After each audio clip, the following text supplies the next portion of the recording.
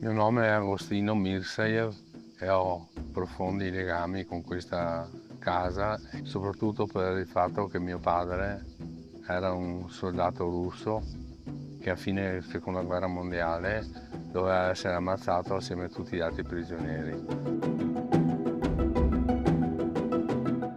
A un certo punto della storia si scopre l'America, la Lega di Cambrai, grandi conflitti con l'impero ottomano, fa sì che la Repubblica inizi a ragionare intorno a nuove rendite e costruiscono le ville per lo sviluppo di questa nuova attività nei domini di terra.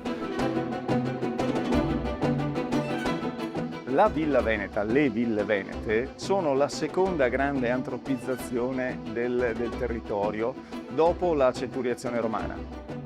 Le Ville Venete hanno sempre rappresentato non il territorio, i territori.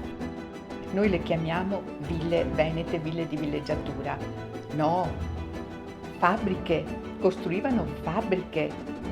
Le Ville Venete sono il Veneto, è la nostra storia e sono vive.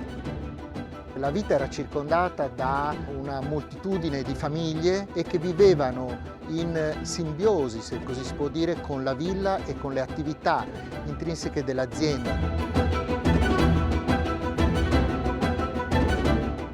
Poi c'è un periodo buio, cade la Repubblica, le ville implodono, il Veneto diventa una delle regioni più povere, se non la più povera d'Italia.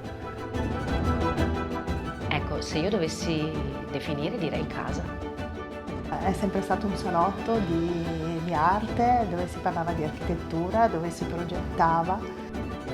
E sappiamo che le ville venete possono essere delle fucine straordinarie di progetti veri e propri.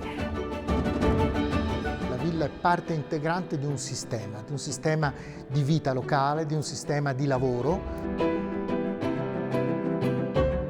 Sono patrimoni unici al mondo. Andrea Palladio è forse stato il più grande architetto della storia dell'umanità.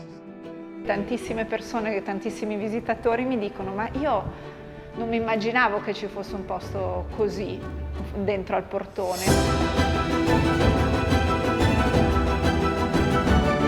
Le Ville Venete oggi sono una realtà, sono una destinazione turistica. Il Veneto è la prima regione turistica d'Italia con 73 milioni di presenze turistiche, fa 18 miliardi di fatturato. Il nostro turista è un turista che arriva sempre più in maniera informata, chiede di conoscere l'entroterra e l'entroterra è sicuramente l'ambito rappresentato dalle Ville Venete.